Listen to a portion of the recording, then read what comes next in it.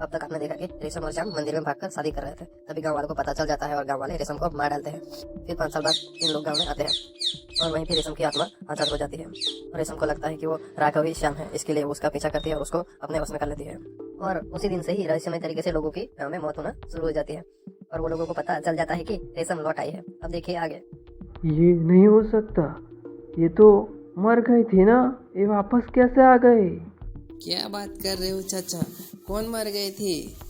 फिर वो लोग सब बात बता देते हैं कि रेशम और श्याम बहुत ही एक दूसरे से प्यार करते थे। वो भागकर शादी कर रहे थे, तभी गांव वालों ने पकड़ लिया और रेशम को मार डाला था इस मंदिर में ही।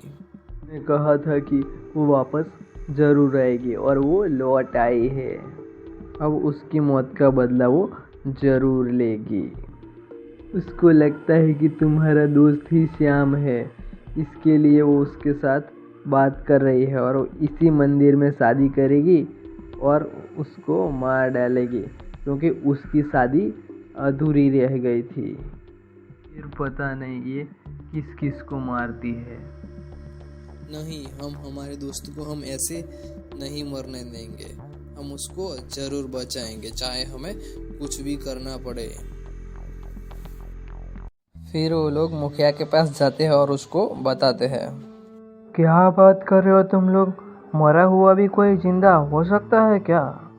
नहीं मालिक, मैंने तो अपनी आंखों से देखा है उस लड़की को राघव से बात करते हुए। मुझे तो लग रहा है ये सब वो लोग ही कर रहे हैं। आज से पहले हमारे गांव में ऐसा कुछ हुआ ही नहीं। जब से वो लोग आए हैं तब से गांव में मौत होना शुरू हो गई है। तुम अभी जाओ, उन लोगों को बुलाओ। हम गांव वालों के सामने उन लोगों की सच्चाई ला के रहेंगे। वो लोग उन लोगों को बुला लाता है और उससे बात करते हैं। ये आप लोग क्या बोल रहे हैं? हमारी कार का डीजल खत्म हो गया, इसीलिए हम इस गांव में हमारे दोस्त के यहाँ आए हैं। मुखिया जी, ये मेरे घर में ही रह रहे हैं। उनको अभी 3 दिन ही हुए हैं। ये तो हमें भी नहीं पता कि ये क्या हो रहा है। उस दिन हमारी कार हम ढूंढ रहे थे तो उस जंगल में हमें एक लाश लटकती हुई मिली और कल उस चौराहे पे हमको कुछ पता ही नहीं चला। तो फिर रात को तुम उस लड़की से क्या बात कर रहे थे? वो भी मर चुकी है उसके साथ। उस लड़की को तो मैं जानता भी नहीं।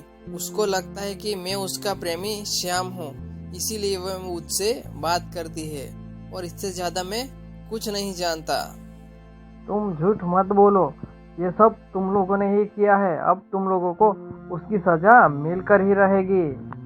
आपको यकीन न हो तो मैं उस लड़की से आपकी बात करा सकता हूँ। तो फिर बुला लाओ उस लड़की को। आखिर हम भी पूछना चाहते हैं कि तुम दोनों ने मिलकर गांव वालों को क्यों मारा। फिर उस रात राघव उस लड़की को पूरी रात ढूंढता है पर वो लड़की राघव को नहीं मिलती। फिर अगले दिन राघव उन लोगों को बताता है कि वो लड़की नहीं मिली। तो गांव वालों को लगता है कि राघव और उनके दोस्त झूठ बोल रहे हैं, इसके लिए उन लोगों को सजा मिलनी ही चाहिए। इन लोगों को भी पेड़ पे लटका कर मार डालो, जैसे हमारे लोगों को मारा था। फिर गांव वाले उन लोगों को पेड़ पे रस्सी से बांधकर लटका देते हैं और नीचे आग जला देते हैं। लेकिन थोड़ी ही देर में किसी की आवाज सुनाई देती है।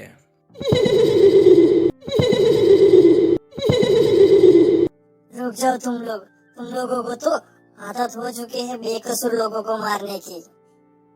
रुक जाओ, इन लोगों ने गांव वालों को नहीं मारा है। जब ये लोग गांव में आए तब मेरी आत्मा जमीन से आजाद हो गई और मुक्ति के लिए भटक रही है। मुझे लगा ये श्याम जैसा दिख रहा है तो वो अच्छा आदमी है, वो मेरी मुक्ति दिलाने में मदद कर सकता है, क्योंकि आप लोग तो मेरी मदद करोगे नहीं। तो फिर तुमने ही गांव वालों को मारा है ना?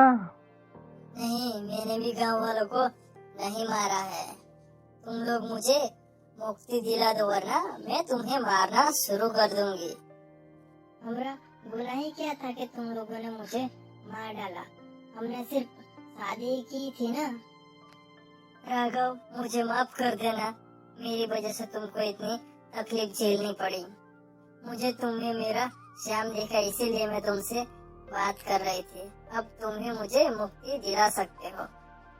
फिर वो लोग राघव के साथ उस लड़की को मार के गाड़ दिया था वहाँ पे जाते हैं और वहाँ पे उसका कंकाल निकाल के उसमें आग लगा देते हैं और वहीं पे ही उस लड़की को मुक्ति मिल जाती है। कोमल, अब हम लोग चंद्रापुर जा रहे हैं। फिर अगले दिन वो लोग जब देखते हैं कि गांव के रास्ते में ही किसी की लाश पड़ी हुई थी, उस पे 3 नंबर लिखा हुआ था। हमने तो रेशम के आत्मा को भी आज़ाद कर दिया और कोमल के दोस्त भी अपने गांव चले गए, तो फिर ये कर कौन रहा है? लगता है अब मुझे ही देखना पड़ेगा कि यहाँ पे चल क्या रहा है।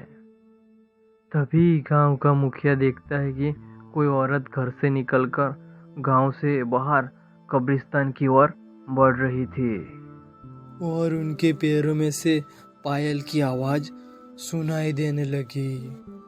जब वो कब्रिस्तान पहुंच जाती है और वहां पे आग जलाकर तांत्रिक विधि करने लग जाती है। वो लोग भी एक पेड़ के पीछे छुपकर ये सब देख रहे थे। तभी वो देखते हैं कि आग से अंदर एक खूबसूरत सी लड़की निकलकर बाहर आ जाती है।